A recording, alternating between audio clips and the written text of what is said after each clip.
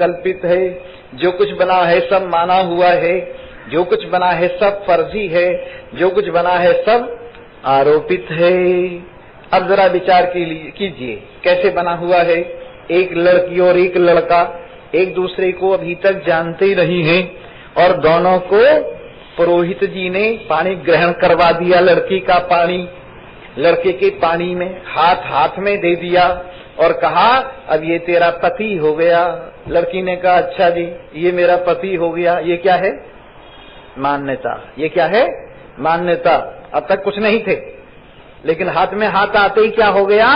ये तेरा पति हो गया और तू अब इसकी पत्नी हो गई। अब दोनों तुम आधा अंग होकर पूरा अंग हो गई। और इस प्रकार से फिर जब बच्चे पैदा हुई तो कहा मैं तेरी माँ हूँ, मैं तेरी मम्मी हूँ, मैं तेरी मम्मी हूँ, मैं तेरी मम्मी हूँ कह कहकर मम्मी पना इंजेक्ट हो गया। और फिर ये तेरे पापा हैं, ये तेरे पापा हैं, ये तेरे डैडी हैं, जा अपने डैडी के पास। ये डैडी पना पक्का हो गया और इस तरह से सारा संसार वस्तुतः कुछ है नहीं, परंतु केवल इंजेक्ट करके सुना सुना के बार बार इसको खड़ा कर दिया गया है। और देख लो कितने बंधन पक्के हो गए हैं। अजी स्वामी जी जन्म जन्म के बंधन हैं, जन्म जन्म के बंधन है। जैसे मजाक में एक फिल्मी गाने की ऐसे ही एक आदमी एक हास्यरस का कवि कह रहा था 100 साल पहले मुझे तुमसे प्यार था, तो वो कहता तुम भूत थे। 100 साल तुम्हें पहले प्यार था, तुम भूत थे क्या? तो इस प्रकार से संसार वस्तुतः क्या है? कुछ है नहीं, केवल ख्याली है, लेकिन हम मान बैठे हैं और देख लो कितने दुखी हो रहे हैं। स्वामी जी आपको क्या पता संबंधों का? आपके तो न बाल न बच्चे, आपको क्या पता? अरे है तो तुम्हारे भी नहीं, तुमने मान रखे हैं। अन्यथा तो कहाँ की ईंट कहाँ का रोड़ा, भानुमती ने कुनबा जोड़ा। कहाँ की ईंट कहाँ का रोड़ा, भानुमती ने कुनबा जोड़ा। खेलो कोई बात नहीं, ये खेल के लिए है, लेकिन खेलते खेलते जरा इसकी असलियत भी देखते जाओ। धीरे धीरे ये सब मिलने वाला संसार बिछड़ जाता है और कैसी स्थिति होती है कि आया है अकेला और जाएगा अकेला, आया है अकेला और जाएगा। बीच में है सब माया का झमेला, बीच में है सब माया का झमेला। आया है अकेला और जाएगा अकेला, आया है अकेला और कौड़ी कौड़ी माया जोड़ी, कौड़ी कौड़ी माया बन गए लाखी और करोड़ी, बन गए लाखी और अंत में तेरे मेरे प्यारे जाए नहीं अधेला। आया है अकेला और जाएगा अकेला, आया है अकेला और जाएगा अकेला। बीच में है सब माया का झमेला, आया है अकेला और जाएगा अकेला। जैसी करनी वैसी भरनी, जैसी करनी वैसी, ये कर्मों की है बेतरनी, ये कर्मों की है बेतरनी। गुरु की करनी गुरु भरेगा और चेले की भरेगा चेला। आया है अकेला और जाएगा अकेला।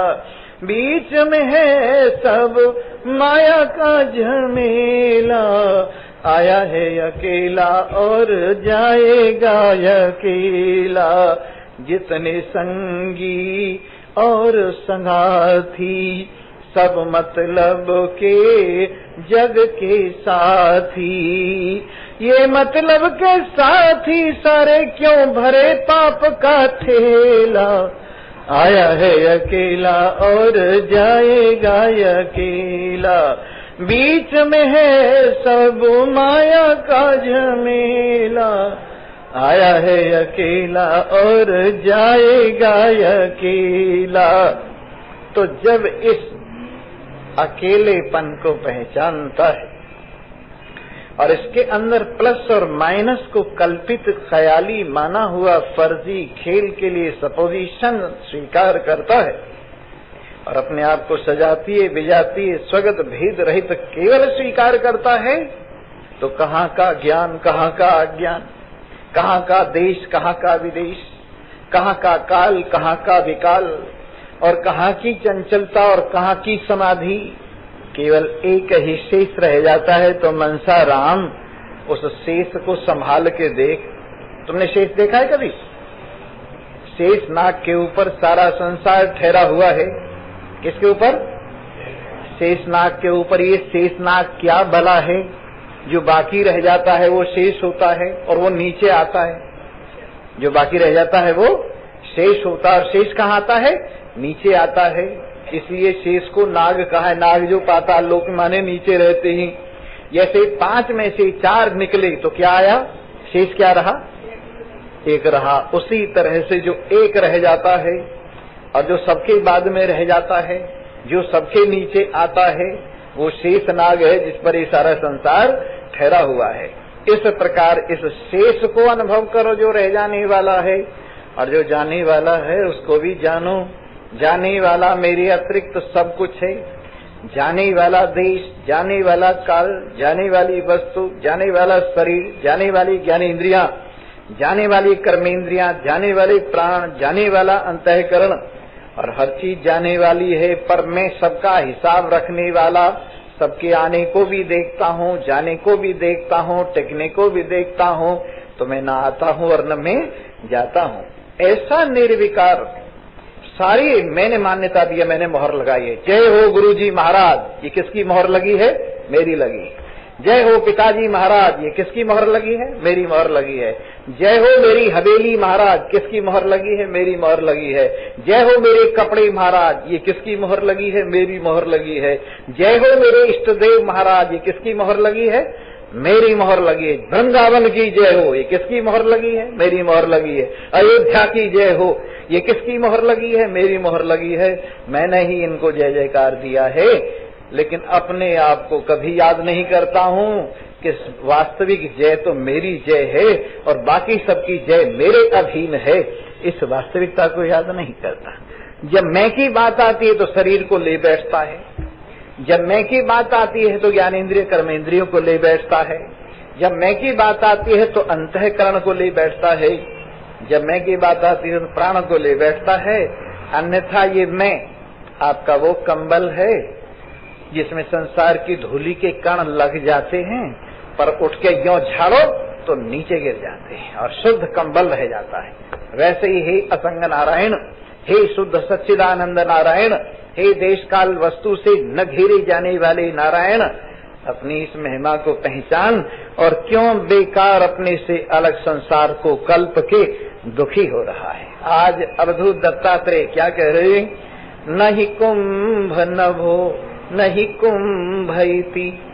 एक घड़ा होता है और एक घड़े का आकाश होता है। घड़ा क्या करता है? बड़े आकाश में छोटे आकाश की कल्पना करता है। घड़े से क्या होता है? बड़े आकाश में छोटे आकाश की कल्पना होती है। किससे? घड़े से। और उसका नाम क्या होता है? घटाकाश होता है। उसका नाम क्या होता है? घटाकाश। ऐसे ही ये जो आपको दिखाई दे रहा कमरा, जिसको मठ बोलते हैं, इसके अंदर वाला आकाश क्या है? मठाकाश। जैसे घटाकाश और मठाकाश, ये आकाश को सीमित करने वाली उपाधियां हैं। पर जरा विचार कर देखिए, घड़ा कहीं है भी? घड़े की वास्तविकता क्या है? मिट्टी। मिट्टी की वास्तविकता क्या है? जल। जल की वास्तविकता क्या है? अग्नि। अग्नि की वास्तविकता क्या है? वायु। और वायु की वास्तविकता क्या है? आकाश। तो घड़ा आकाश से अलग कुछ है ही नहीं, विचार करके देखो। तो फिर जब घड़ा है ही नहीं तो घटाकाश कहाँ से बन गया? वैसे ही अविद्या है ही नहीं, माया है ही नहीं, अंतःकरण है ही नहीं, तो ये जीव कहाँ से बन गया? माया भगवान से अलग है क्या? किस देश में रहती है, किस काल में रहती है? अरे माया भगवान में कल्पना मात्र है, और माया में अविद्या कल्पना मात्र है, और अविद्या की वजह से जीवपना कल्पना मात्र है। और डस्टर मारो तो एक नारायण के सिवा न कहीं माया है, न कहीं अविद्या है, न कहीं जीव है, न कहीं ईश्वर है। तो इसलिए न ही कुंभ नभो न ही कुंभ इति, न तो कहीं घड़ा है और न घटाकाश से, न कहीं जीव वपु माने अविद्या। जीव वपु माने शरीर। जीव का शरीर क्या है? मूल रूप से कारण शरीर अविद्या, फिर इसके बाद विस्तार को प्राप्त होकर सूक्ष्म शरीर, फिर विस्तार को प्राप्त होकर स्थूल शरीर, ये जीव के शरीर हैं। परंतु अविद्या ही जब नहीं है, जीव का शरीर अविद्या ही कल्पित है, ख्याली है, माना हुआ है, तो सूक्ष्म शरीर भी नहीं है, स्थूल शरीर भी नहीं है। जब जीव का शरीर ही नहीं तो जीव कहां से अलग हो गया? जीव का शरीर ही नहीं सिद्ध होता। जीव का शरीर पांचों भूतों का है, जीव की ज्ञानेन्द्रियां पांचों भूतों की हैं, जीव की कर्मेंद्रियां पांचों भूतों की हैं, जीवों के प्राण पांचों भूतों के हैं, और जीव का अंतःकरण पांचों भूतों का है, और जीव की अविद्या माया मात्र है। जब जीव का बनाने वाली उपाधि ही नहीं है, फिर जीवपना कहाँ है? तो इसलिए ना जीव का शरीर न कहीं जीव। पर ये देर में समझ में आएगी बात, क्योंकि अब तक तो आपको वही नाच, वही कूद, वही गाना, वही बजाना, वही संसार, यहाँ भी सत्य लगता है और वहाँ भी सत्य लगता है। क्यों स्वामी जी? जब हम यहाँ से जाएंगे क्या मिलेगा? मैंने कहा यार लड्डू मिलेंगे, पेड़े मिलेंगे, और क्या मिलेगा? एक बहुत बढ़िया घरवाली मिलेगी, घरवाला मिलेगा, और क्या मिलेगा? एक बहुत बढ़िया हवेली मिलेगी। स्वामी जी जल्दी भेज दो, स्वामी जी जल्दी भेज दो। स्वर्ग में कल्प वृक्ष मिलेगा, कामधेनु मिलेगी, और वहाँ वाले, हमने तो ये देखा है, वैकुंठ में भगवान श्री हरि अकेले बैठी हुई थी, तो उन्होंने विचार किया यहाँ तो बोर हो गया, अब मैं संसार में चलूं तो कैसे चलूं, कोई बहाना मारूं। तो उन्होंने क्या किया? यदा यदा हे धर्मस्य ग्लानिर्भवति भारत, हे अर्जुन, जब जब धर्म की हानि होती है और अधर्म बढ़ता है, दुष्ट लोग बढ़ जाते हैं, संत लोग दुख पाते हैं, तो मैं प्रकट हो जाता हूँ। भगवान जी कहाँ से आते हैं? बैकुंठ से नीचे उतरते हैं, बैकुंठ से नीचे उतरते हैं। और हम लोग कहाँ जाने की सोच रहे हैं? बैकुंठ में जाने की सोच रहे हैं। उधर वाले यहाँ आने की सोच रहे हैं, और यहाँ वाले वहाँ जाने की सोच रहे हैं। अजीब कहानी है। इसलिए मेरे मित्रों, तेरे मस्तान बंदों की न ये दुनिया न वो दुनिया, तेरे मस्तान बंदों की न ये दुनिया न वो दुनिया, यहाँ मरने की पाबंदी वहाँ जीने की पाबंदी। तेरे मस्तान बंदों की न ये दुनिया, इस दुनिया में मन लगा के बैठ जाइए, घर बना के बैठ जाइए, शादी रचा के बैठ जाइए, बाल बच्चे बना के बैठ जाइए, दुनिया भर का सामान इकट्ठा करके सजा धजा के दुकान लगा के बैठ जाइए, और फिर कहिए देखो मैंने कितना परिश्रम किया है, मैंने कितनी मेहनत की है, कैसे एक एक चीज को लाया हूँ, कहाँ कहाँ से, ये अमेरिका से लाया हूँ, ये जर्मन से लाया हूँ, ये इंग्लैंड से लाया हूँ, सारा इम्पोर्टेड सामान इकट्ठा करके अकड़ के बैठे ही, इतने में घंटी बज गई, चलो चलो। अरे यार अभी तो संसार बसा है, अभी तो घर बार बसा है, अभी तो सामान इकट्ठा हुआ है, अभी तो बाल बच्चे पैदा हुए हैं, ये पेड़ लगे हैं, ये बगीचा जवान हुआ है, कुछ दिन तो इसकी हवा खा लेने दो कि नहीं, चलो यहाँ से। कुछ संसार है, यहाँ मरने की पाबंदी और वहाँ जीने की पाबंदी। और स्वर्ग में पहुँच गई। स्वर्ग में हर आदमी को 4 अरब 32 करोड़ वर्ष तक रहना ही पड़ेगा। चलो इससे थोड़े कम कर लो, ये तो ब्रह्मा जी का दिन है। चलो वहाँ 1000 दिव्य वर्ष रहना पड़ेगा। अब जरा बताइए, वही रोज की अप्सरा खूसट बूढ़ी पता नहीं कब से चली आ रही है, और वही नंदनवन, वही कल्प वृक्ष, वही कामधेनु, वही स्वर्ग की हवा। कहता है भगवान बहुत दिन हो गए, अब छुट्टी दे दो। हे त्रिलोकीनाथ थक गया हूँ, अब छुट्टी दे दो। जैसे विदेश में एक कहावत है, one wife for whole life. अजीब बात है, पूरी जिंदगी के लिए एक घर वाली। अरे कुर्ते कमीज बदलते रहते हैं, जूते बदलते रहते हैं, घर बदलते रहते हैं, और पूरी जिंदगी के लिए एक घर वाली। स्वर्ग में भी आदमी परेशान हो जाता है और भगवान से कहता है, हे प्रभु आप कृपा कीजिए, मुझे यहाँ से छुट्टी दीजिए। भगवान कहते हैं, यहाँ तुझे 10 लाख वर्ष रहना ही पड़ेगा। तो इसलिए वहाँ स्वर्ग हुआ कि कारावास हुआ। इसलिए तेरे मस्ताने बंदों की न ये दुनिया न वो दुनिया, यहाँ मरने की पाबंदी वहाँ जीने की पाबंदी। इसलिए अता कर दो जन्नत इन भिखारियों को, मैं तो तेरा सामना चाहता हूँ। अरे मुझे आजादी चाहिए, न कोई भोग चाहिए, न कोई लोक चाहिए, न कोई गांव चाहिए, न कोई कमरा चाहिए, कुछ नहीं चाहिए। इस चाहिए को दफन करना चाहिए। ये चाहिए जो है ना, इस चाहिए को दफन करना चाहिए। इसलिए महान पुरुष, एक संत बैठे हुए अपनी मस्ती में विराजमान, इंद्र स्वर्ग से विमान लाके बैठ गया। कहने लगे, स्वामी जी बैठो। क्यों बैठूं भाई, क्या बात है, क्या चक्कर है? कहने लगे, आपको स्वर्ग में ले जाने का प्रोग्राम है। कहने लगे, मेरा जाने का प्रोग्राम नहीं, मेरा जाने का प्रोग्राम नहीं। और बहुत बैठे, उनको ले जाओ, मैं नहीं जाता हूँ। कहने लगे, स्वामी जी अप्सराएं आपकी बाट देख रही हैं। कहने लगे, उनको तो यहीं छोड़ के आया हूँ। नंदन वन आपकी बाट जो हो रहा है, मुझे इच्छा नहीं है। स्वर्ग आपका इंतजार कर रहा है। अरे मार गोली, स्वर्ग को क्या करना है, मुझे कुछ नहीं चाहिए। चाह गई चिंता मिटी मनुआ बेपरवाह, जिनको कछु न चाहिए वो शाहन के शाह। हाथ जोड़ के कहने लगा, इंद्र प्रभु हम आपके दास से, हम तो डर गए थे कहीं स्वर्ग न छीन लेवे। अरे हमको स्वर्ग की इच्छा थोड़ा ही है। तो जो अपना रस लेते हुए, अपने स्वभाव में विराजमान, अपनी केवलता में विराजमान, अपने आप में विद्यमान, और कहीं भी जगत जिनकी कल्पना में नहीं, कहीं भी शरीर जिनकी कल्पना में नहीं, कहीं भी ईश्वरपना जीवपना जिनकी कल्पना में नहीं है, जिनकी कल्पना में कल्पना ही नहीं, जिनकी कल्पना में कल्पना ही नहीं है। इसलिए नहीं कुंभ नभो नहीं कुंभईति, नहीं जीव वपुर नहीं जीवईति। जहाँ जीव का शरीर है न जीव है, और नहीं कारण कार्य विभागईति। इससे ये बनता है, इससे ये बनता है, इससे ये बनता है। ये कारण कार्य की व्यवस्था, किसी से कुछ नहीं बनता और किसी से कुछ नहीं मिटता।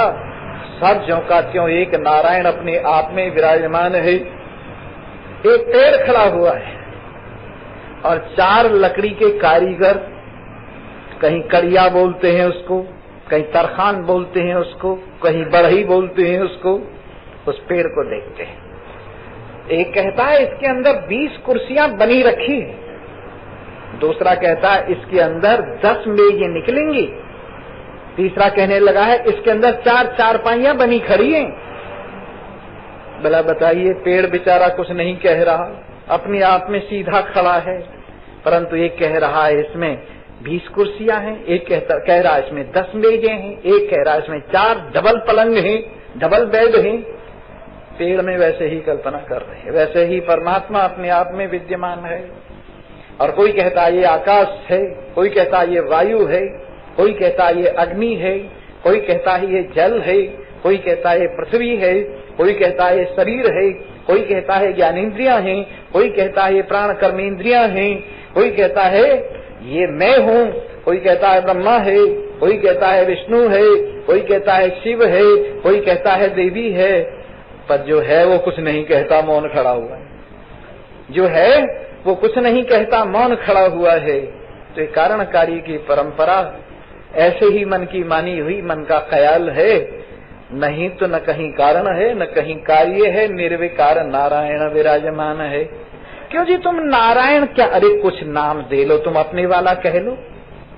ये तो नाम तो जानने के लिए रखा गया है, इसलिए नाम भी इसमें फर्जी है, कल्पित है, माना हुआ है, और रूप भी कोई इसमें नहीं है, माना हुआ है। अरे जाकी रही भावना जैसी, प्रभु मूरत तिन देखी तैसी। जैसा जिसके पास में डाई है वैसा ही मैटर बन जाता है।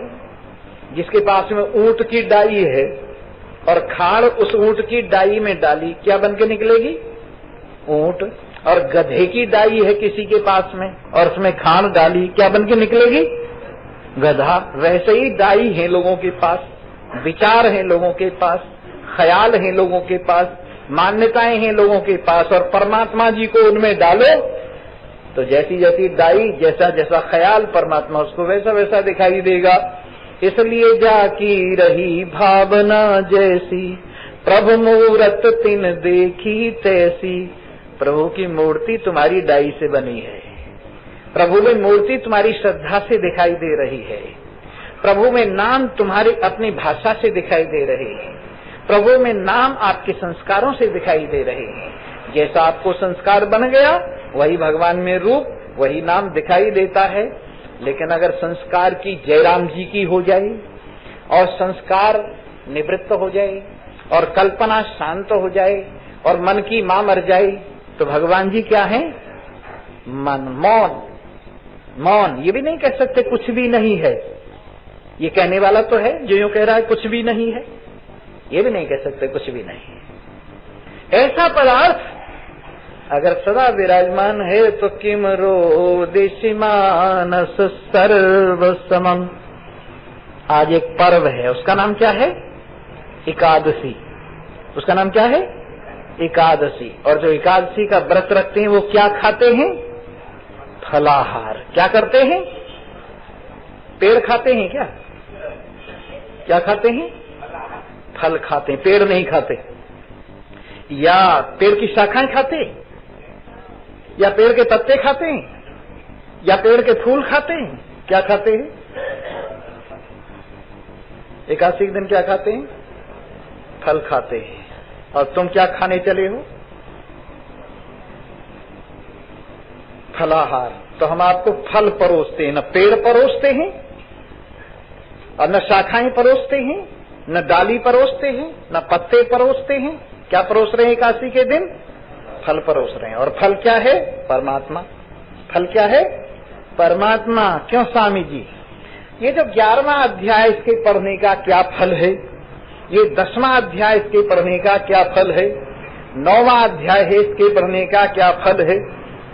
तो आपने तो वो फल पढ़े होंगे, लेकिन हमारे यहाँ पूरी गीता पढ़ने का फल भगवान की प्राप्ति है। हासिल लगा एक, उर्दू में बोलते हैं हासिल लगा एक। हासिल क्या होता है? जैसे 9 और 2 जोड़े हमने, तो एक नीचे रखेंगे और एक को दूसरे के साथ जोड़ेंगे दुहाई के साथ, उसको बोलते हैं हासिल, उसको बोलते हैं हासिल। वैसे ही संसार में एक ही पदार्थ है जो हासिल होता है, प्राप्त होता है, और वो फल है। और वो फल क्या है? चिदानंद रूपः शिवोहम शिवोहम। ये संसार का सार एक परमात्म देव का आपका आत्मदेव। आज एकादशी के दिन ये फलाहार करो। स्वामी जी एकादशी के दिन चावल तो कम से कम खाने ही नहीं चाहिए, और अगर हो सके तो गेहूं भी न खाए, ये भी न खाए, वो भी न खाए, और क्या खाए?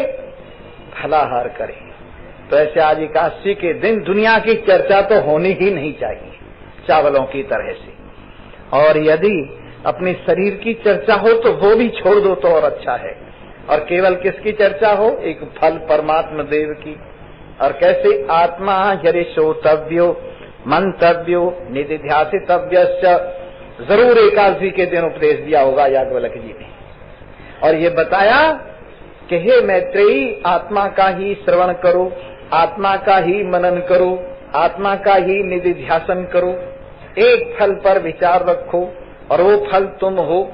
और जो अपने आप को नहीं जानता उसका सारा जीवन निष्फल है, उसका सारा जीवन निष्फल है। जो अपने आप को नहीं पहचानता उसका जीवन निष्फल है।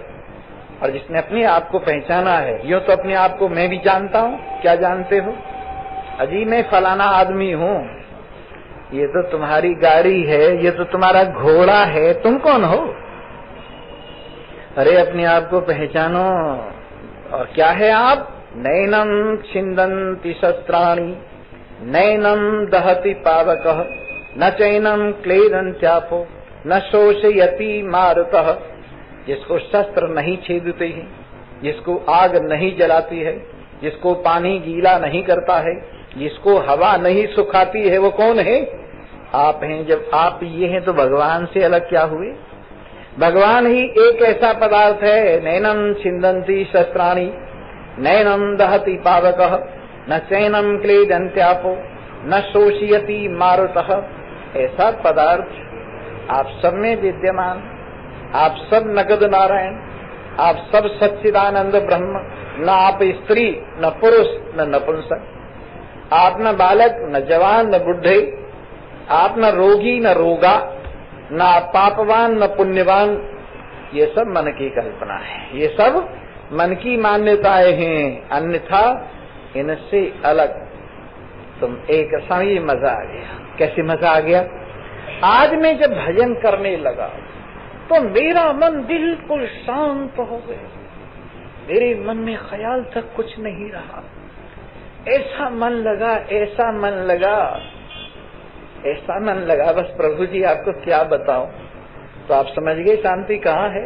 जहाँ मन खो जाता है, जहाँ मन खो जाता है, जहाँ मन लग जाता है, जहाँ मन के संकल्प विकल्प निवृत्त हो जाते हैं।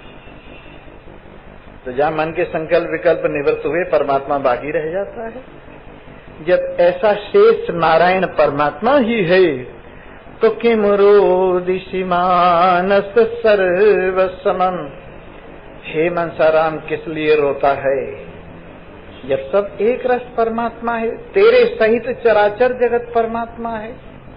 समझदारों को कहीं जाकर भगवान नहीं मिलते, कहीं से आकर भगवान नहीं मिलते, कहीं से खाकर भगवान नहीं मिलते, कुछ पहनकर भगवान नहीं मिलते। मिले मिलाए हैं ये समझकर भगवान मिलते।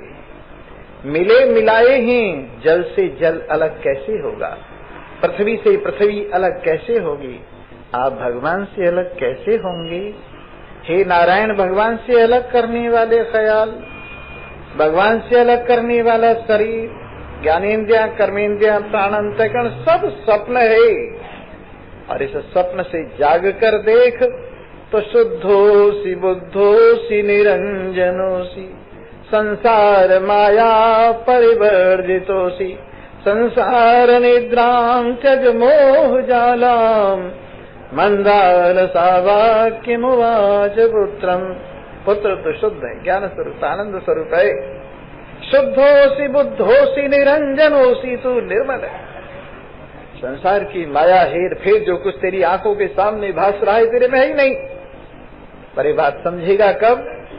इस मोह की नींद से उठेगा, इस अज्ञान की नींद से उठेगा, श्रुति के वाक्य महान पुरुषों से श्रवण करेगा, युक्ति से और उक्ति से और अनुभव से जब अपने आप में जागृत होगा तो अनुभव करेगा रोने की कोई बात नहीं है, सब रोना ख्याली है, माना हुआ है, फर्जी है।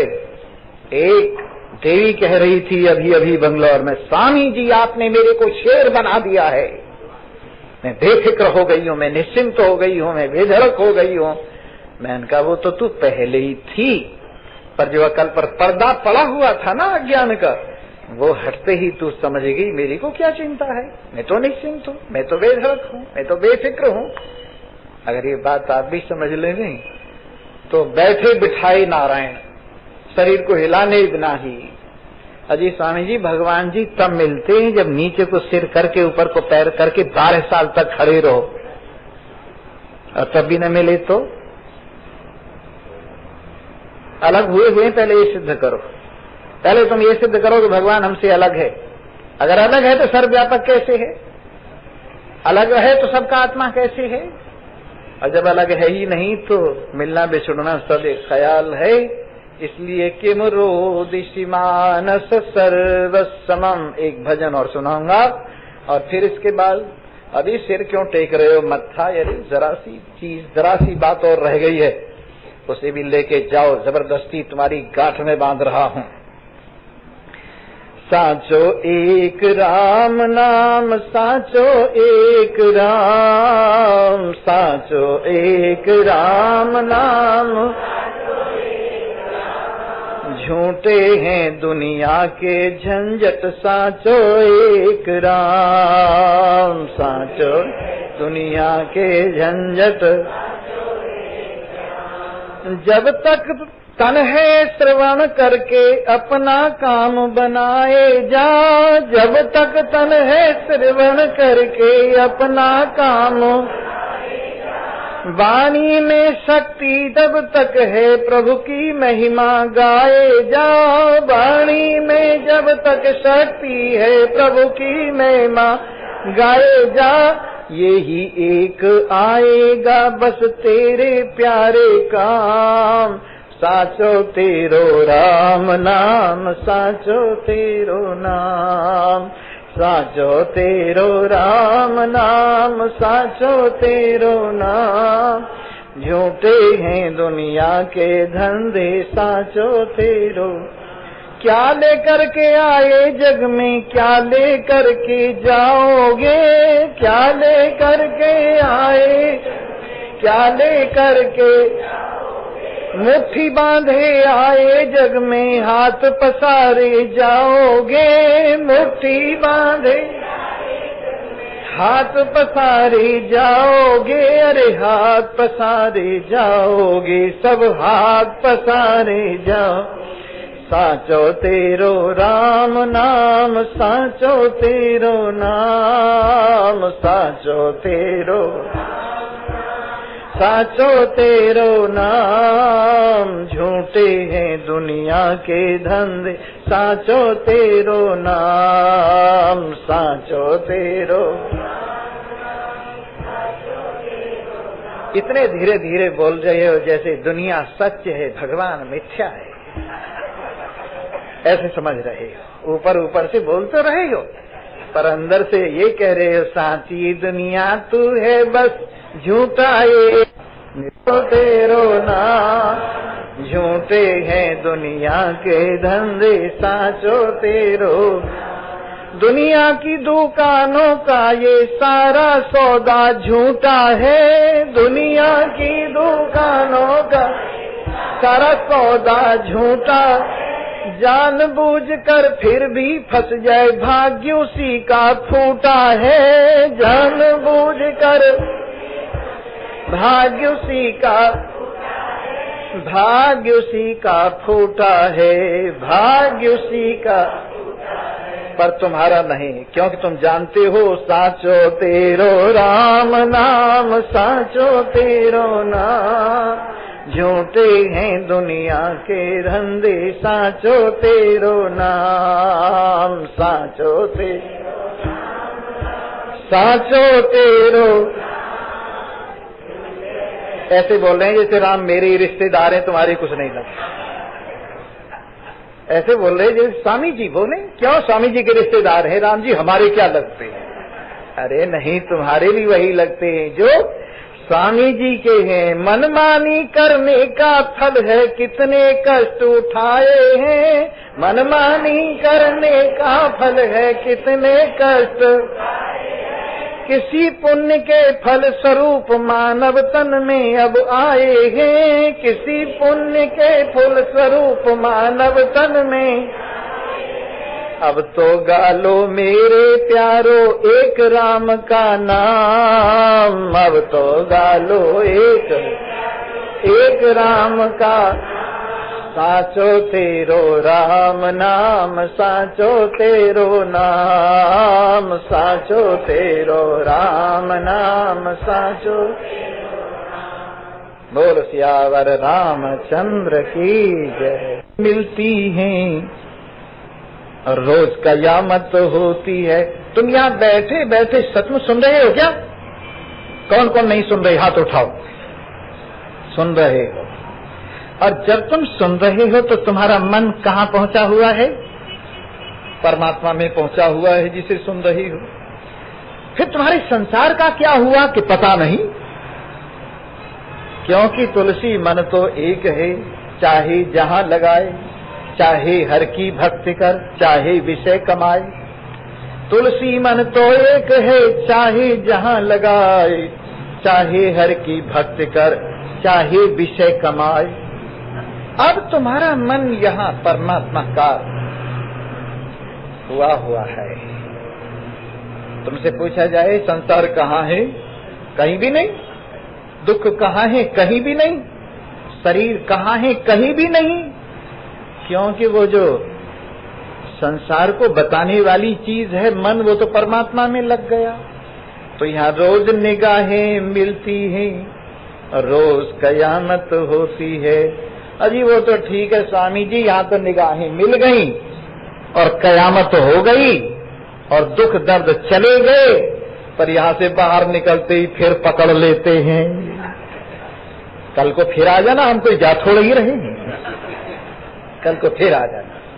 धीरे धीरे धीरे धीरे निगाहें मिलते मिलते असल असल रह जाएगा और नकल नकल निकल जाएगा। धीरे धीरे बात बन जाएगी। एक बार गुड़ खा लो और फिर चाहे तुम 100 मन नीम के पत्ते खाओ तब भी गुड़ को नहीं भूल सकते। वैसे ही एक बार बात समझ में आ जाए, एक बार निगाहें मिल जाएं, फिर दुनिया का साथ तुम्हें कभी भी नहीं डुबा सकता। क्योंकि एक बार जो कोई देखे दीदार तुम्हारा, हो जाए हमेशा को खरीदार तुम्हारा। इसलिए मिलने दो निगाहें, हटने दो पर्दा, होने दो एक, होने दो विवेक, और अपने आप में विराजमान होकर देखो। न कहीं दिशाएं हैं, न कहीं देश है, न कहीं काल है, न कहीं काल की कलना है, न कहीं वस्तु है, न वस्तुओं का विचार है, न कोई भाषा है। है एक भाषा मौन की भाषा भी होती है। जब तक बच्चा बोलना नहीं सीखता उसकी भाषा मौन की भाषा होती है।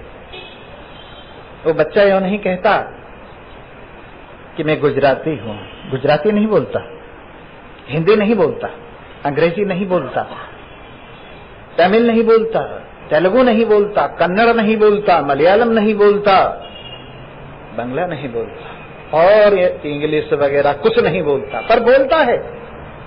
उसकी मुस्कुराहट, उसकी प्रसन्नता, उसके हाथों का फेंकना, उसके पैरों का फेंकना, आपको पता लगता है कि देखो ये बोल रहा है, ये बता रहा है।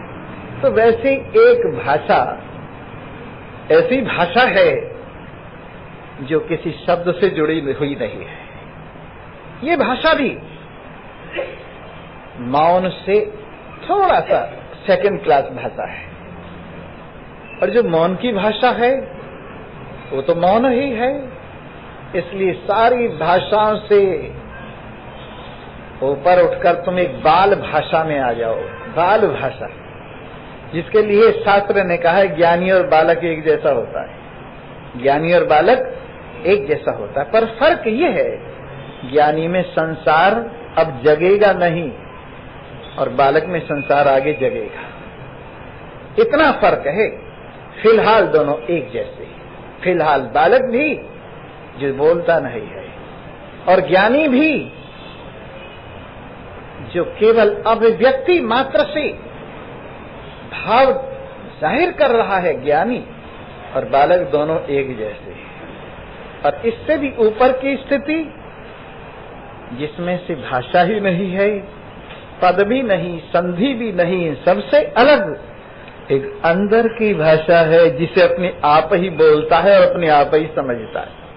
अपने आप ही बोलता है और अपने आप ही समझता है। ऐसी भाषा समभाषा, आत्मभाषा, अपने आप में स्थिति जिसमें न सुख है, न दुख है, न लाभ है, न हानि है, न जय है, न पराजय है, न उत्थान है, न पतन है, केवल है, बाकी कुछ नहीं है। जब ऐसा है तो किम रोदिषि मानस सर्वसमम। हे मनसाराम फिर किस बात के लिए रो रहा है? स्वामी जी आपको क्या बताऊं, मेरे दुख को बस मैं ही जानता हूं। हमें भी दिखा दे यार, प्लेट में रख के दिखा दे। अजी अब तुम तो मजाक कर रही हो। अरे तेरा दुख कल्पित है, ख्याली है, अगर असल होता तो जरूर दिखा देता। मन का माना हुआ है, तेरा दुख कहीं भी नहीं। तेरे मन ने मान लिया है मैं दुखी हूं। अब जरा सोचिए तो सही, एक आदमी को कमरे में बंद कर दिया, बाहर से चटकनी लगा दी, किवाड़ बंद करके ताला लगा दिया। वो क्या कहता है मैं जेल खाने में। और एक आदमी ने उसी कोठरी में घुस के अंदर से चटकनी लगा ली। वो क्या कहता है मैं एकांत में हूँ, शांति में हूँ, चैन में हूँ। कोठरी वही है, कोठरी वही है। अपनी इच्छा से घुसा है, अपनी इच्छा से चटकनी बंद की है तो एकांत हो गया है। और दूसरे ने बंद किया है, किवाड़ बाहर से लगा दी है तो जेल खाना बन गया है। कोठरी वही है, तो ये मन ही है और कुछ नहीं। संसार वही है, ज्ञान वालों के लिए खेल है और अज्ञानियों के लिए जेल है। अज्ञानियों को बंद कर दिया गया है, बाहर से चटकनी लगा दी गई है और बेचारे गुलामी भर रहे हैं। और ज्ञानवान लीला कर रहे हैं। क्यों स्वामी जी? भगवान श्री कृष्ण रोए तो क्या उनका रोना रोना नहीं है? नहीं, लीला है। भगवान श्री कृष्ण ने 16,108 विवाह किए तो क्या ये बंधन नहीं है? नहीं, ये लीला है। भगवान श्री कृष्ण युद्ध से छोड़कर भाग गए, रण छोड़, तो क्या उनका हारना नहीं है? नहीं, ये उनकी लीला है। तो भगवान का जो कुछ है वो सब लीला है और हमारा तुम्हारा सब वो बंधन है। वैसे ही ज्ञानवान के लिए मौज है और अज्ञानी के लिए मौत है। ये संसार ज्ञानवान की मौज है और अज्ञानी की मौत है। इसलिए है मनसा राम, इतने दिन हो गए तुझे सत्संग भवन में आते आते, इतने दिन हो गए तुझे ब्रह्म की, परमात्मा की, अपने स्वरूप की चर्चा सुनते सुनते, संसार के मिथ्यात्व को सुनते सुनते इतने दिन हो गए। कुछ फर्क पड़ा है कि नहीं? अगर फर्क पड़ा है तो तेरा रोना भी बंद हो जाएगा। और किम रोदिषि मानस सर्वसमं, किस लिए रोता है? हानि लाभ सब बराबर हैं। भगवान कहते हैं सुखे दुखे समय कृत्वा लाभा लाभ हो जया जय। ज्ञानवान सुख दुख को बराबर समझता है, लाभ हानि को बराबर समझता है, जय पराजय को बराबर समझता है, चश्मे के गिरने और लगाने को बराबर समझता है। इस तरह से जब सब बराबर ही है तो किम रोदिषि मानस सर्वसमं, फिर किस लिए रोता है? रोने का कारण ना समझी है। और उसका इलाज वेदांत के हॉस्पिटल में होता है। और जब ये इलाज होता है तो रोते रोते आते हैं और हंसते हंसते जाते हैं। रोते रोते आते हैं और हंसते हंसते जाते हैं। ये ज्ञान का फल है। मन को रोज बैठ के समझाइए, मन को चेला बना के कहिए किम रोदिषि मानस सर्वसमं। आइए अब एक भजन सुनाता हूँ और फिर आप लोग अपने अपने घर चले जाइए।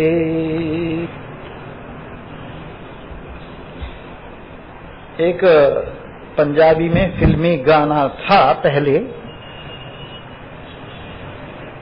मैं तो यार बनाना जी चाहे लोग बोलियां मारे, ये था।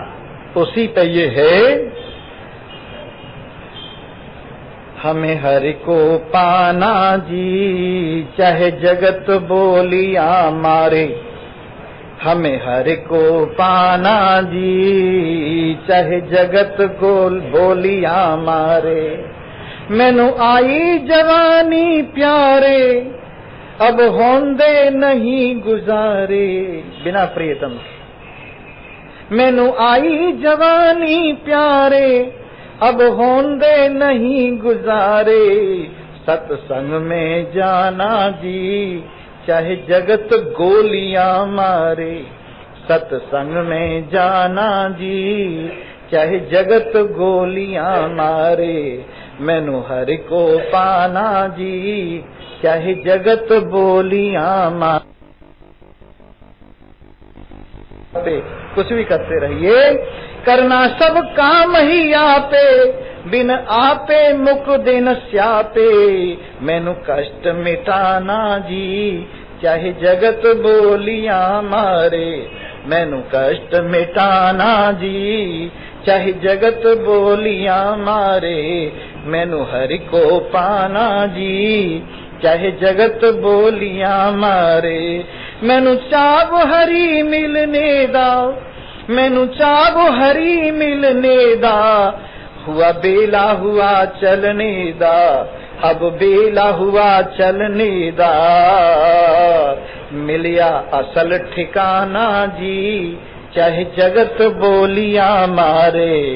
मिलिया असल ठिकाना जी, चाहे जगत बोलिया मारे। मैनू हरि को पाना जी, चाहे जगत बोलिया मारे।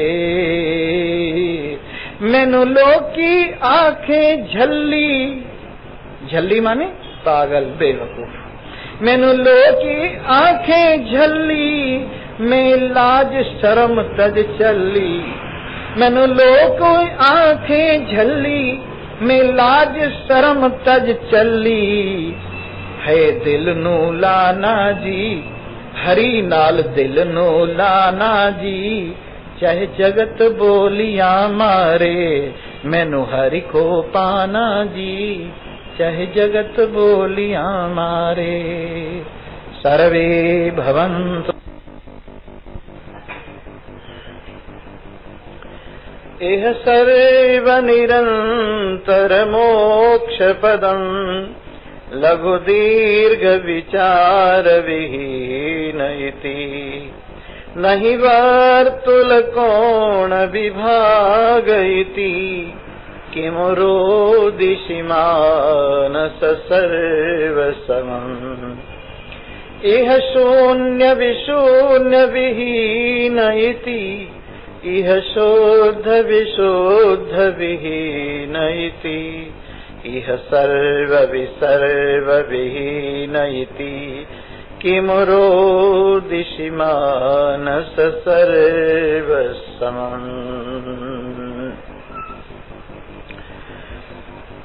उपस्थित कल्याण स्वरूप कल्याणेच, आनंद स्वरूप आनंदेच श्रोता वृंद के समूह में, स्वरूप में नित्य नारायण। कल की बात थोड़ी सी याद कर लीजिए। न कहीं घड़ा है, न घड़े का आकाश है, न कहीं उपाधि है और न कहीं जीव है। घड़ा होता है तो घड़े की वजह से आकाश में घटाकाश की कल्पना होती है। उसी प्रकार से अविद्या होती है या अंतःकरण होता है तो परमात्मा में जीव की कल्पना होती है। दो प्रकार की कल्पनाएं परमात्मा में विराजमान है, एक समष्टि और एक व्यष्टि। समष्टि रूप से जो उपाधि है वो माया है, जो शुद्ध सतोगुण धर्म वाली है। इस माया की उपाधि से परमात्मा में ईश्वर पना भासता है और मलिन सतोगुण वाली अविद्या है। इस अविद्या की उपाधि से जीव पना भासता है। अभी अभी थोड़ी देर पहले आप सुन रहे थे अखंडानंद जी के प्रवचन में कि सूक्ष्म शरीर क्या होता है। पहले तो मैं आपको कारण शरीर बता दूं, फिर सूक्ष्म शरीर की बात भी आपको बताऊंगा। कारण शरीर अविद्या का नाम ही है, नासमझी का नाम ही है, जिसको अंग्रेजी में सीड बॉडी या कारण शरीर बोलते हैं। इसमें क्या चीजें होती हैं? सत में असद बुद्धि और असद में सद बुद्धि, चेतन में जड़ बुद्धि और जड़ में चेतन बुद्धि, आनंद में दुख बुद्धि और दुख में आनंद बुद्धि, निर्विकार में विकार की कल्पना और विकृत में निर्विकार का भाव। ये चार प्रकार की जो विपर्य मति उल्टी बुद्धि है, इसी का नाम अविद्या है। और अविद्या के दो रूप हैं, एक आवरण रूपा अविद्या, एक विक्षेप रूपा अविद्या। आवरण रूपा अविद्या का धर्म है जिसमें ये कहा जाता है मैं कुछ नहीं जानता। कुछ न जानना जिसका आप सुषुप्ति में अनुभव करते, और जागकर कहते हैं कि रात में ऐसे आनंद से मजे से सोया कि मुझे कुछ पता न लगा। तो ये कुछ पता न लगना ये अविद्या का आवरण रूपा धर्म है। और जिस समय ये सूक्ष्म शरीर और स्थूल शरीर के रूप में विराजमान होती है तो इस अविद्या का नाम विक्षेप रूपा अविद्या होता है। तो आवरण रूपा अविद्या तो कारण शरीर हुई, और विक्षेप रूपा अविद्या दो रूपों में होती है, एक सूक्ष्म शरीर के रूप में और एक स्थूल शरीर के रूप में। सूक्ष्म शरीर के रूप में अभी अभी आप सुन रहे थे, जिसमें ये बताया जा रहा था सूक्ष्म शरीर न तो अणु रूप है और न विभू रूप है। विभू कहते हैं व्यापक को, जो सर्वत्र विराजमान हो। अगर सूक्ष्म शरीर सर्वत्र विराजमान हो और विभू हो तो इस सूक्ष्म शरीर के, एक सूक्ष्म शरीर के भावों का पता सबको लगना चाहिए। जिस प्रकार से सबके शरीर में एक ही सूक्ष्म शरीर हो और वो व्यापक हो और विभू हो, तो एक हृदय में अगर काम की भावना है तो सब हृदयों में वही होना चाहिए और सबके अंदर काम भावना होनी चाहिए। अगर क्रोध की वृत्ति है तो सबके हृदय में, अगर एक ही सूक्ष्म शरीर है सबके शरीर में, तो क्रोध का पता सबको लगना चाहिए। लेकिन जहाँ क्रोध होता है जिस सूक्ष्म शरीर में, वहीं उसका पता लगता है। इसलिए ये विभू रूप सूक्ष्म शरीर नहीं है। और अणुरूप यदि हो तो शरीर के एक हिस्से में रहना चाहिए, एक ही साथ शरीर के नीचे वाले यानी अंगूठे में, पैर के अंगूठे में और हाथ की उंगली में जो व्यथा होती है, कष्ट होते हैं, दोनों को एक साथ अनुभव करता है। इसलिए इसको हम अणुरूप भी नहीं मान सकते। अगर अणुरूप होता तो उंगली के दर्द को ही एक बार में अनुभव करता, पैर के दर्द को अनुभव न करता। इसलिए ये अणुरूप भी नहीं है। फिर कैसा है इसका स्वरूप? आपने सुना मध्यम परिमाण वाला है। सूक्ष्म शरीर मध्यम परिमाण वाला है। और इसका अर्थ क्या है? जैसे शरीर में जाता है वैसे हो जाता है। जैसे हाथी के शरीर का सूक्ष्म शरीर अगर मक्खी के शरीर में जाए तो मक्खी के शरीर के बराबर हो जाता है, और मक्खी का शरीर सूक्ष्म शरीर अगर हाथी के शरीर में जाए तो हाथी की बराबर हो जाता है। ऐसे जो रूप बदलता रहता है और जैसा शरीर हो वैसा ही बन जाता है, इसका नाम है मध्यम परिमाण वाला। तो सूक्ष्म शरीर मध्यम परिमाण वाला है। और आपने ये भी सुना 5 ज्ञानेन्द्रियां, 5 कर्मेंद्रियां, 5 प्राण, मन बुद्धि चित्त अहंकार, ये 19 तत्व या 17 तत्व मन बुद्धि में चित्त अहंकार को डाल दो तो 17 तत्व का सूक्ष्म शरीर है। और इसका एक और नाम भी है और उसका नाम है अष्टपुरी। अष्टपुरी का तात्पर्य ये है 5 सूक्ष्म भूत एक पुरी, 5 ज्ञानेन्द्रिय दूसरी पुरी, 5 कर्मेंद्रिय तीसरी पुरी, 5 प्राण चौथी पुरी, अंतःकरण चतुष्टय जिसमें मन बुद्धि चित्त अहंकार है 5वीं पुरी, और 3 पुरी है अविद्या काम कर्म। ये सब मिलके अष्टपुरी हुई। ये अष्टपुरी का नाम सूक्ष्म शरीर है। कहीं कहीं इसमें 17 तत्व, कहीं कहीं इसमें 19 तत्व बताए गए हैं और इन्हीं का नाम अष्टपुरी है। इसमें खास चीज है अविद्या काम कर्म। अविद्या मूल है। अविद्या की निवृत्ति पर काम माने इच्छा निवृत्त हो जाती है। इच्छा निवृत्त होने पर कर्म निवृत्त हो जाता है।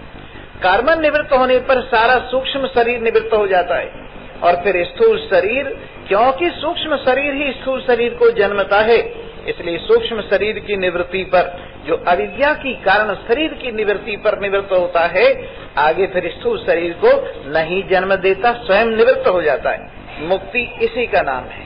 कारण शरीर की अविद्या की निवृत्ति और उसकी निवृत्ति से सूक्ष्म शरीर की निवृत्ति और सूक्ष्म शरीर की निवृत्ति से स्थूल शरीर की अप्राप्ति, इसी का नाम बंधन की निवृत्ति है। इसलिए अविद्या का निवृत्त होना, नासमझी का निवृत्त होना, और कैसे निवृत्त होना? सत को सत समझा जाए, असत को असत समझा जाए, चेतन को चेतन समझा जाए, जड़ को जड़ समझा जाए, आनंद को आनंद समझा जाए, दुख को दुख समझा जाए, निर्विकार को निर्विकार समझा जाए और सविकार को सविकार समझा जाए। और कैसे समझा जाए? मैं असत हूँ, मैं सत हूँ, बाकी सब असत है। मैं ज्ञान स्वरूप हूँ, चेतन हूँ, बाकी सब जड़ है। मैं आनंद स्वरूप हूँ, बाकी सब दुख रूप है। मैं निर्विकार हूँ, सारा और प्रपंच विकार रूप है। इस तरह से अपने को जानना। एक बात और विशेष हम आपको बताएंगे, मैं ब्रह्म हूँ ये जानना क्यों जरूरी है, मैं सच्चिदानंद हूँ ये जानना क्यों जरूरी है। परमात्मा है इतना ही जान लिया जाए, परमात्मा है इतना ही जान लिया जाए, इतना ही मान लिया जाए। मैं ब्रह्म हूँ, मैं परमात्मा हूँ, मैं सच्चिदानंद हूँ, इस बात पर जोर क्यों दिया जाता है? ध्यान देकर सुनिए। ये जो अज्ञान है, ये जो आवरण है, ये अपनी मैं के ऊपर पड़ा हुआ है, ये अपनी मैं को ढके हुए है, ये जीवत्व की कल्पना का हेतु है। तो जब तक मैं ब्रह्म हूँ ये नहीं जाना जाएगा, तब तक आवरण भंग नहीं होगा। आवरण क्या है? मैं ब्रह्म नहीं हूँ ये आवरण है, मैं सत नहीं हूँ ये आवरण है, मैं चेतन नहीं हूँ ये आवरण है, मैं आनंद नहीं हूँ ये आवरण है, और मैं निर्विकार नहीं हूँ ये आवरण है, मैं असत हूँ ये आवरण है, मैं जड़ हूँ ये आवरण है, मैं दुखी हूँ ये आवरण है, मैं निर्विकार नहीं हूँ सविकार हूँ ये आवरण है, मैं जन्मने मरने वाला हूँ ये आवरण है, मैं स्त्री हूँ पुरुष हूँ ये आवरण है। और इस आवरण की निवृत्ति के लिए मैं ब्रह्म हूँ ये जानना बहुत जरूरी। जब तक ब्रह्माकार वृत्ति नहीं होगी, तब तक अब्रह्माकार वृत्ति जो आवरण है वो निवृत्त नहीं होगी, और जब तक आवरण ही निवृत्त नहीं होगा, तब तक अपने स्वरूप का बोध ठीक ठीक नहीं होगा। इसलिए ये जानना परम आवश्यक है कि मैं सच्चिदानंद ब्रह्म हूँ। इसको जाने बिना परमात्मा है, परमात्मा साकार या निराकार है, परमात्मा मेरा पूज्य है, परमात्मा की मैं सेवा पूजा करता हूँ, परमात्मा के मैं दर्शन करता हूँ, या भले जानते रहें, लेकिन आपका आवरण भंग नहीं होगा, आप जीव ही बने रहेंगे। आप अपने आप में जब तक मैं ब्रह्म हूँ ये भाव अनुभव नहीं करेंगे, तब तक आपकी जीवता दूर नहीं होगी और अविद्या बनी रहेगी, और इस अविद्या के बने रहने के कारण जन्म मरण भी बना रहेगा। इसलिए पहली समस्या ये है, कस्तम, तू कौन है इस बात को जानो, आत्मानम विद्धि, अपने आप को जानो। ये श्रुति का महावाक्य है, अपने आप को जानकर छुट्टी होती है, अपने आप को बिना जाने बंधन है, अपनी आंखों पर पट्टी हो तो संसार भर में अंधेरा है, अपनी आंखों की पट्टी खुल जाए तो उजाला ही उजाला है। इसलिए इस बात का न जानना कि मैं ब्रह्म हूँ, ये आंखों पर पट्टी बंधी हुई है, मैं जीव हूँ, ये आंखों पर पट्टी बंधी हुई है, मैं सेवक हूँ, ये आंखों पर पट्टी बंधी हुई है, और तरह तरह के भाव अपने आप में ले आना, ये आंखों पर पट्टी बंधी हुई है। लेकिन जिस समय आंखों की पट्टी खुलेगी तो ये भावना होगी, ये हम निर्विकल्पो निराकार रूपो विभुर्व्याप्य सर्वत्र सर्वेन्द्रियाणि सदा मे समत्तम न मुक्तिर्न बंध चिदानंद रूपः शिवोहम शिवोहम। मैं निर्विकल्प हूँ, न मोह का, न काम का, न क्रोध का, न लोभ का, न राग का, न द्वेष का, न मद का, न मात्सर्य का। ये सारा विकल्प मन की वृत्तियां हैं। विकल्प कहते हैं एक पदार्थ में अनेक प्रकार की बुद्धि विकल्प कहलाती है। एक पदार्थ में अनेक प्रकार की बुद्धि, इसका नाम विकल्प है। अपने आप में कभी तो आप मानते हैं मैं मोही हूँ, कभी आप मानते हैं मैं कामी हूँ, कभी आप मानते हैं मैं क्रोधी हूँ, कभी आप मानते हैं रागी द्वेषी हूँ। आप हैं क्या, बताइए तो सही तरह। जो पदार्थ होता है तीनों काल में एक रस रहता है। जैसे पानी है, तीनों काल में पानी है। ऐसा कभी नहीं पानी में होता कि मैं अग्नि हूँ, कि मैं आकाश हूँ, कि मैं वायु हूँ, कि मैं पहाड़ हूँ, मैं कुछ हूँ। केवल पानी है। जैसे पानी तीन काल में पानी है, वैसे अगर आप मोही हैं तो तीनों काल में मोही क्यों नहीं, क्रोधी कैसे हो गई? अगर आप क्रोधी हैं तो तीनों काल में क्रोधी क्यों नहीं, लोभी कैसे हो गई? अगर आप लोभी हैं तो तीनों काल में लोभी क्यों नहीं, रागी द्वेषी क्यों हो गई? अरे ये आप नहीं हैं, ये आपके मन की वृत्तियां ही। जब मन की वृत्ति मोहाकार होती है तो आप अपने को मोही मान लेते हैं, जब कामाकार होती है तो कामी मान लेते हैं, जब क्रोधाकार होती है तो क्रोधी मान लेते हैं, राग द्वेषाकार होती है तो रागी द्वेषी मान लेते हैं। और इस तरह से मन की वृत्तियां ही आप में प्रतिबिंबित होकर आपकी महिमा को छिपाई रखती हैं। लेकिन अगर आप अपनी बात को समझें तो आप देखने वाले, राग को देखने वाले राग से अलग है, द्वेष को देखने वाला द्वेष से अलग है, मोह को देखने वाला मोह से अलग है, काम क्रोध को देखने वाला काम क्रोध से अलग, और आपके सिवाय कोई दृष्टा दूसरा नहीं। इस प्रकार से बोलो सच्चिदानंद, जाग के सुनो। हाँ, ध्यान रहे, जागने से ही काम बनेगा। उत्तिष्ठ जागृत प्राप्य बरान्य बोधत है। और मैं तुमसे कुछ नहीं चाहता हूँ, न तुमसे शीर्षासन कराना चाहता हूँ, न तुमसे पद्मासन कराना चाहता हूँ, न तुमसे सिद्धासन कराना चाहता हूँ, न तुमसे मयूरासन कराना चाहता हूँ, और न तुमसे किसी तीर्थ पर जाने की इच्छा रखता हूँ।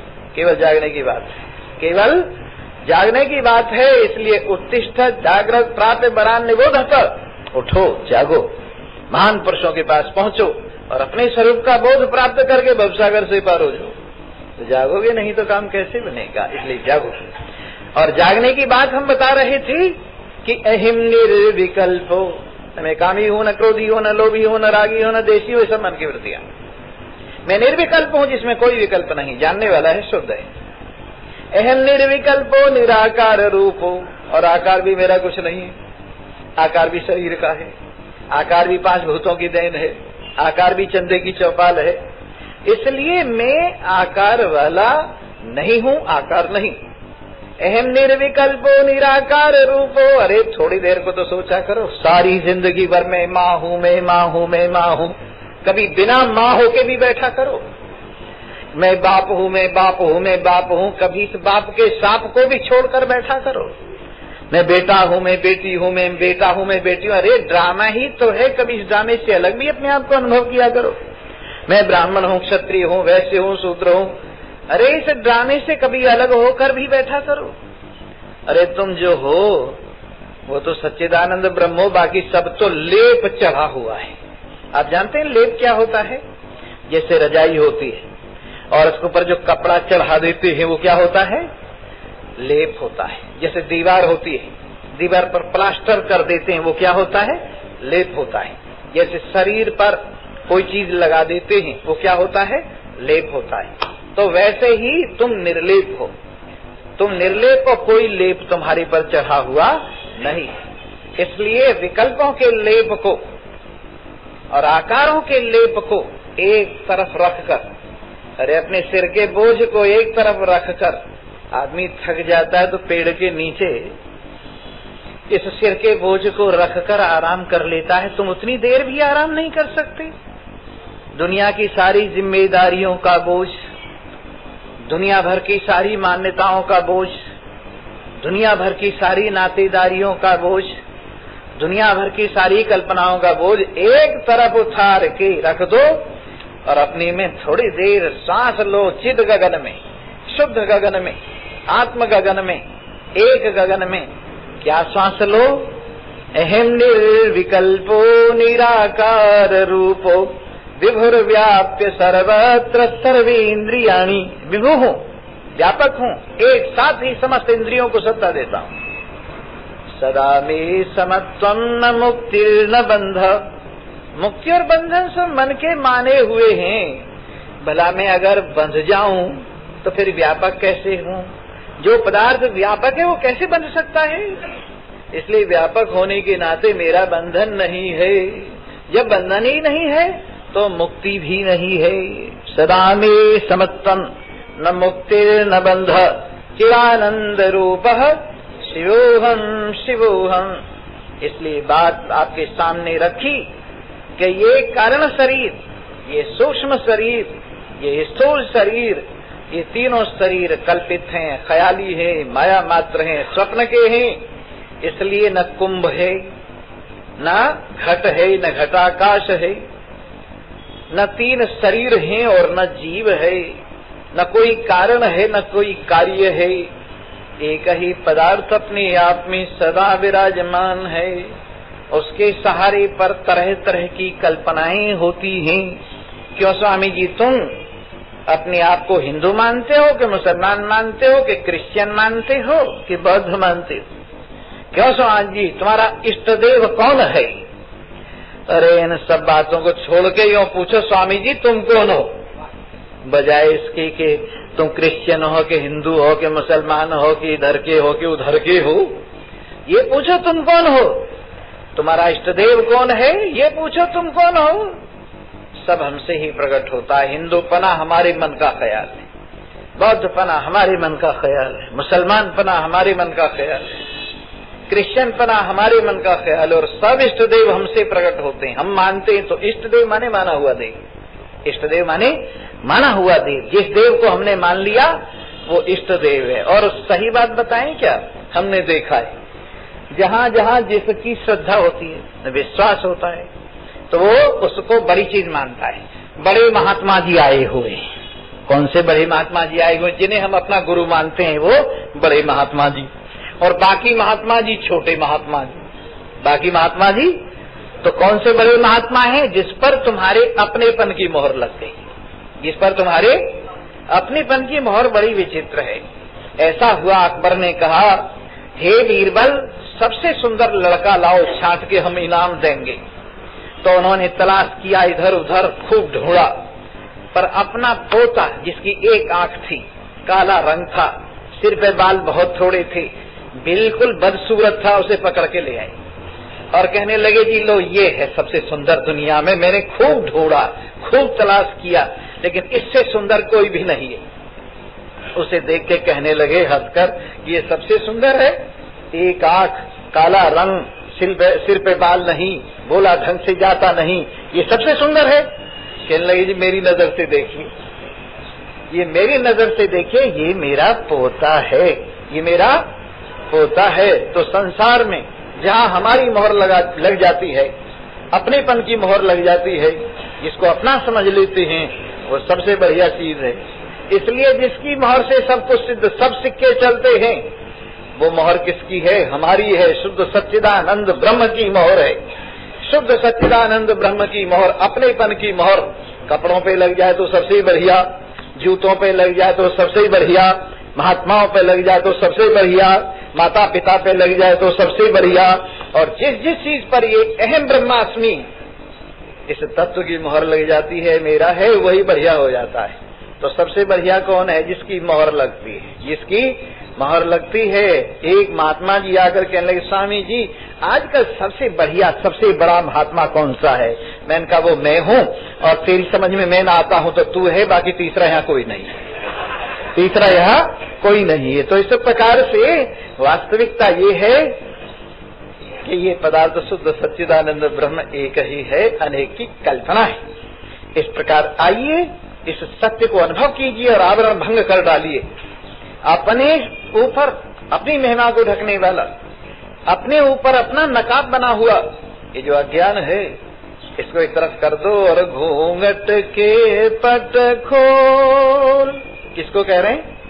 अपने आप को कह रहे हैं, अपने आप को कह रहे हैं और कह रहे हैं घूंघट के पट खोल, हेरी तो है पीव मिलेंगे। अपनी बुद्धि को, अपनी अक्ल को, अपनी समझ को, अपनी सुरता को कह रहे हैं कि घूंघट के पट खोल, हेरी तो है पीव मिलेंगे। घूंघट के पट खोल, कहाँ से मिलेंगे? आकाश से आएंगे कि पाताल से निकलेंगे? वृंदावन से आएंगे कि अयोध्या से आएंगे?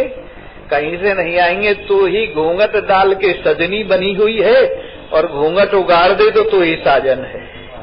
घूंघट लगा के तू ही सजनी बनी हुई है और घूंघट उगाड़ दे तो तू ही साजन है। घूंघट के पट खोल, हेरी तो है पीव मिलेंगे। घूंघट के पट खोल। नीचे को सिर क्यों करके बैठे हो? अरे न सिर झुका के जियो, न मन झुका के जियो, न तन झुका के जियो, सिर ऊपर करके जियो। इसलिए घूंघट के पट खोल, हेरी तो है पीव मिलेंगे। घूंघट के पट खोल। कहाँ जाए देखने के लिए? घट घट बसता राम रमैया।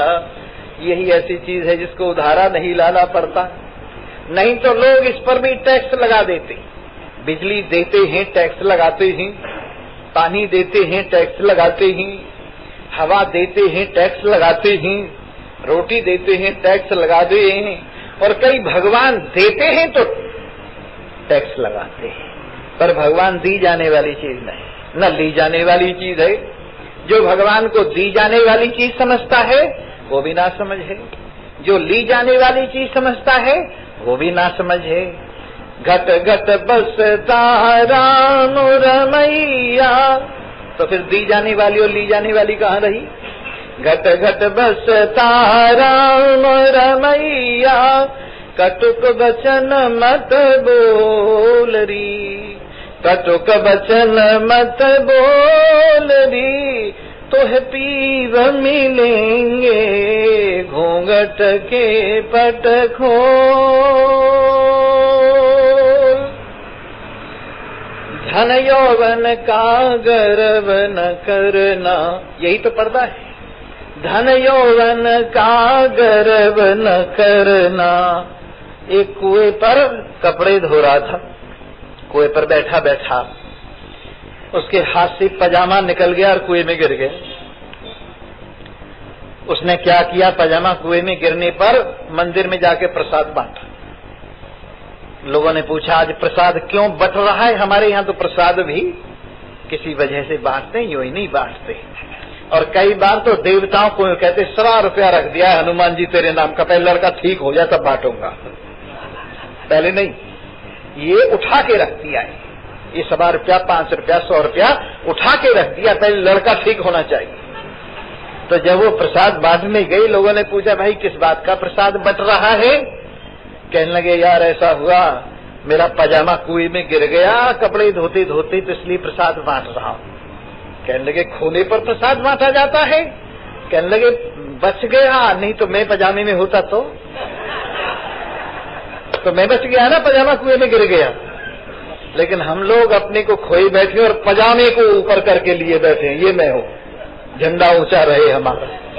इस प्रकार से हम लोग इस मैं को, इस शरीर को लिए हुए बैठे और क्या कर रहे हैं? ये मैं हूं। धन यौवन का गर्व न करना, धन यौवन का गर्व न करना, झूठ ये पच रंग चोलरी, झूठ ये पच रंग चोलरी, तो है पीव मिलेंगे घूंघट के पट खोलरी। रंग महल में दीप जरत है, रंग महल में दीप जरत है। हमने सूर्य के प्रकाश में लोगों को धक्के खाते देखा है। कैसे सूरज के प्रकाश में धक्के खा रहे हैं? अजी हाँ, आंखें बंद कर रखी है। सूरज के प्रकाश में आंखें बंद करके लोग धक्के खाते फिरते हैं। और सबसे भी, इससे भी बड़ा आश्चर्य देखा है, परमात्मा के प्रकाश में लोग धक्के खाते फिरते हैं। सबके रंग महल में, सबके हृदय में परमात्म रूपी ज्ञान स्वरूप दीपक जल रहा है, लेकिन फिर भी अज्ञान की पट्टी बांधकर काम क्रोध लोभ मोह राग द्वेष के धक्के खाते फिरते है ना। अजीब बात, रंग महल में दीप जल रहा है और रंग महल में जो बैठे हुए वो अंधे हुए बैठे। रंग महल में दीप जल रहा है, लेकिन रंग महल में बैठने वालों को कुछ दिखाई नहीं दे रहा। रंग महल में दीप जल रहा है और बैठने वाले झगड़ रहे हैं, परंतु वो आंखें बंद किए, आंखें खोलो और देखो, रंग महल में दीप जरत है, तेरे ही महल में दीप जरत है। हे सूरज को देखकर सूरज का नाम रखने वाले, हे चंद्रमा को देखकर चंद्रमा का नाम रखने वाले, सारी दुनिया के नाम रूप को अपने से दीप्यमान करने वाले, रंग महल में दीप जरत है, आसन से मत डोलरी, आसन से मत डोलरी, आसन से मत डोलरी, तो है पीव मिलेंगे घूंघट के पट खोल री। तुम्हें कोई यूं कहता है कि कुछ न करो, अपने आप में विराजमान हो जाओ, हिलो जुलो भी नहीं, कोई कहता है तुम्हें? यूं कहता है ये करो, फिर ये करो, फिर ये करो, फिर ये करो, फिर ये करो, फिर ये करो, और फिर ये करो, फिर वो करो। लेकिन कब तक करते रहोगे, भरते रहोगे, मरते रहोगे? तुम कुछ मत करो, तुम सच्चिदानंद ब्रह्म हो, किया कराया है सब, लंबे पैर पसार के आराम करो।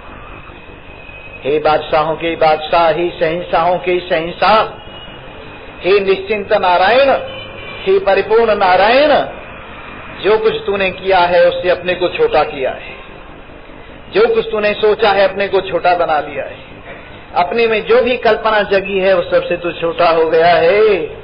हे निर्विकल्प नारायण, कभी तू शरीर मात्र अपने को समझता है, कभी तू अपने आप को मन मात्र समझता है, लेकिन सब कल्पनाओं को छोड़ अपने प्रकाश में विराजमान हो। रंग महल में दीप जरत है, आसन से मत डोलरी। शरीर की बात नहीं कह रहा हूं, मन की निष्ठा की बात कह रहा हूं। मन की निष्ठा आत्मा में कि मैं ज्ञान स्वरूप हूं, ये परम आसन है, ये परम आसन है। और इस परम आसन में विराजमान होकर आसन से मत डोलरी, तो है पीव मिलेंगे, घूंघट के पट खोलरी। कहे कबीर सुनो भाई साधो, अनहद बाजे ढोलरी। अनादि काल से ढोल बजता रहा है, सवारी निकल रही है, बादशाह सलामतता रहे हैं। कौन बजा रहा है ढोल?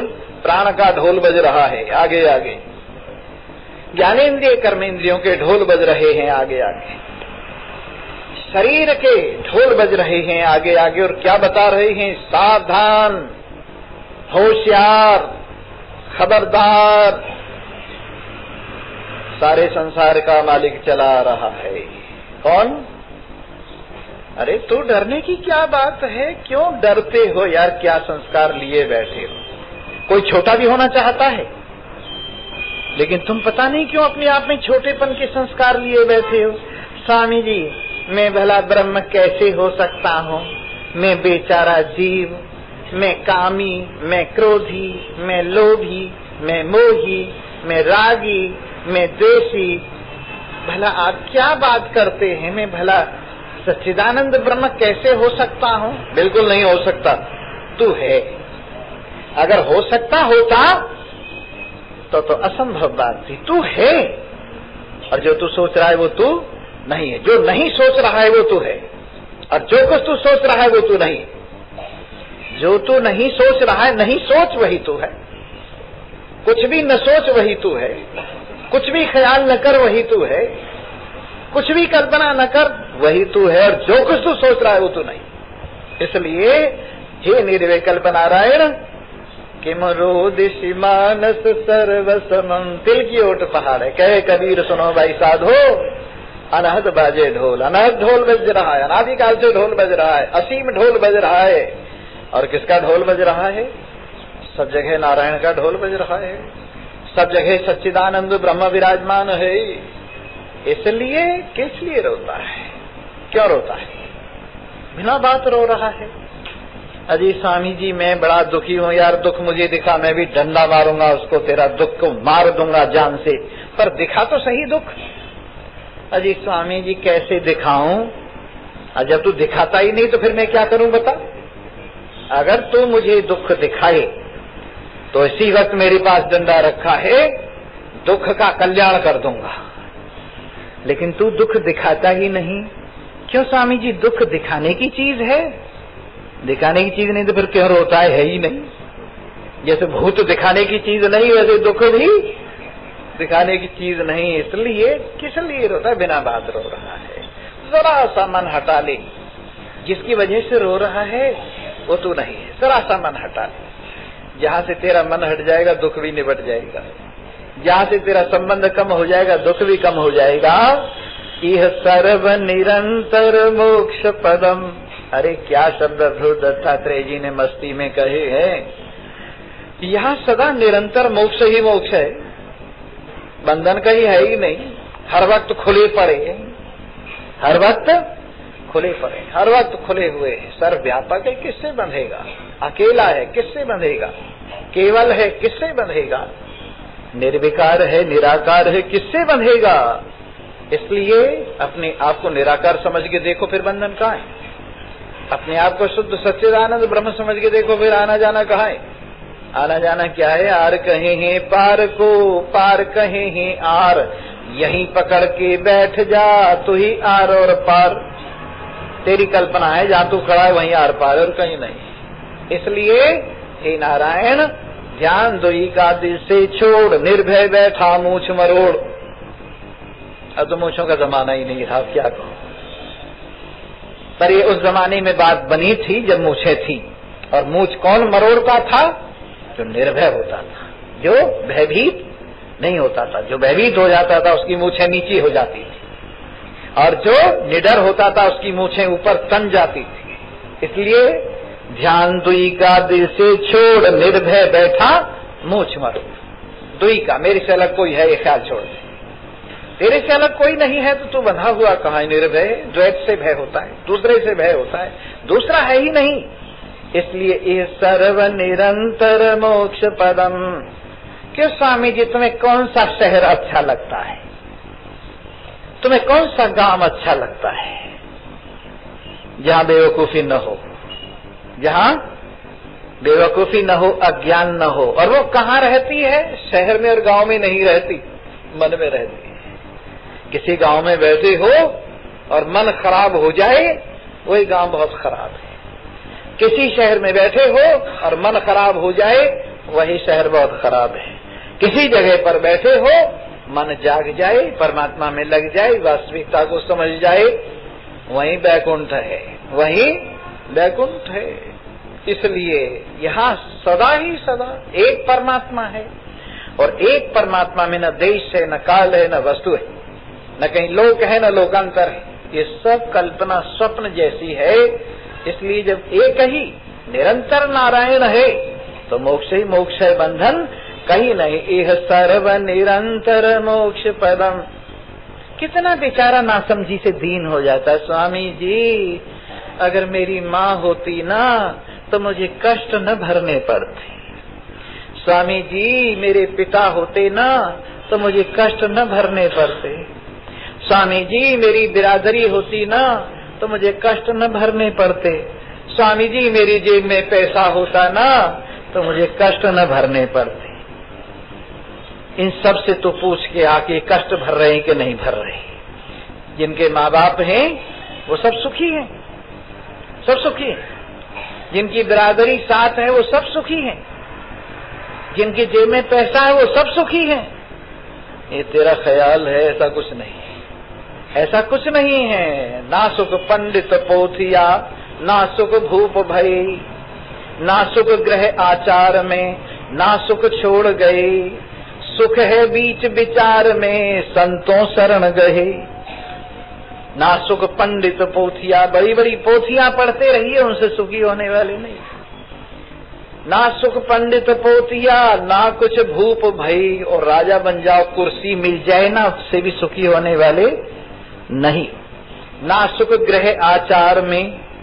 अजय स्वामी जी, आपको क्या पता, आपकी शादी हुई होती, 2-4 बाल बच्चे होते तो तुम्हें भटकना न पड़ता। तुम्हारी वहीं चारपाई पर धरे धरे सेवा होती, और कम से कम मरते तो अपनों को देखते हुए तो मरते। ऐसा लोग कहते हैं कि गृहस्थ में सुख है, परंतु ये ख्याल है, गृहस्थी कौन से सब सुखी। रोज हमारे पास रोते आके, रोज रोते हैं, स्वामी जी मैं घरवाली से बड़ा परेशान, मैं बच्चों से बड़ा परेशान हूँ, मैं इस दुनिया से बड़ा परेशान हूँ। तब हाथ जोड़ के कहते हैं कि ये ख्याल है कि सुखी हो जाते हैं गृहस्थ में, ना सुख ग्रह आचार में, और ना सुख छोड़ गए। और साधु महात्मा सभी सुखी हो, वो बात नहीं, वो गृहस्थी होने के लिए रो रहे।